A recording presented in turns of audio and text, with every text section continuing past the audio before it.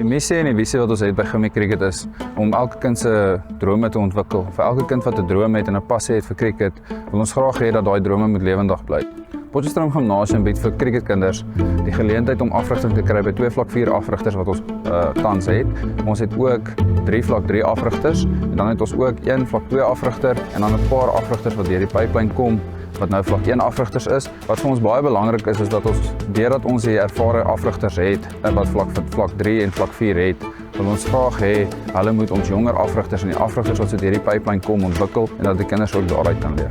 Gimmies bied ons regtig baie geleenthede, veral vir die cricketseuns by die Cricket Akademie. Die coaches hier is regtig baie passievol. Hulle wil die spelers help, hulle wil hulle verbeter en hulle is goeie mentors. Hulle help ons, hulle is altyd daar vir ons. Nie net mentors op die veld nie, maar ook van die veld af. Ons het indoor fasiliteite wat ons gebruik en intense one-on-one sessies het. Ons het 'n verskeidenheid van buitenette wat buite grasnette is en buite sintetiese nette wat regte pitch simuleer.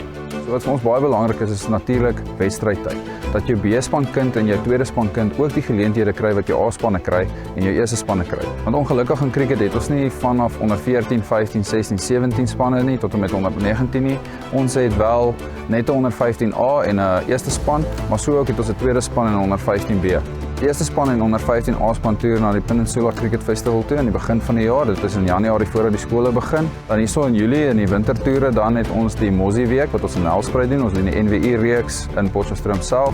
Dan het ons selfs 'n Potch week toer wat ons met ons tweede span en B-span het wat ook in Potchefstroom gebeur.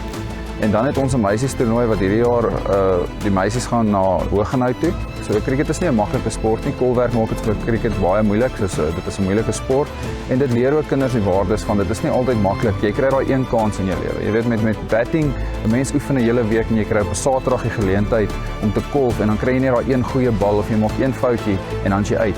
So dit is vir ons baie belangrik dat ons kinders ook besef dat luister, die wat ek nou deurgaan, maak my ook sterker vir die toekoms en vir my lewe buite die skool.